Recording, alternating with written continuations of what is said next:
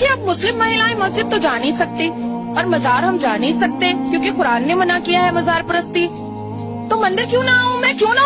Wake up to reality. اور جو میری نصیحت سے منہ پھیرے گا اس کی زندگی تنگ ہو جائے گی اور قیامت کو ہم اسے اندھا کر کے اٹھائیں گے۔ وہ کہے گا کہ میرے پروردگار تو نے مجھے اندھا کر کے کیوں اٹھایا، میں تو دیکھتا بھالتا تھا۔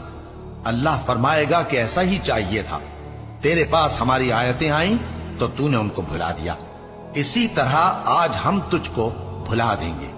اور جو شخص حد سے نکل جائے اور اپنے پروردگار کی آیتوں پر ایمان نہ لائے ہم اس کو ایسا ہی بدلہ دیتے ہیں، اور آخرت کا عذاب بہت سخت اور ہمیشہ باقی رہنے والا ہے۔ تو کیا یہ بات ان لوگوں کے لیے موجب ہدایت نہ ہوئی کہ ہم ان سے پہلے بہت سے فرقوں کو ہلاک کر چکے ہیں جن کے رہنے کے مقامات میں یہ چلتے پھرتے ہیں؟ عقل والوں کے لیے اس میں بہت سی نشانیاں ہیں۔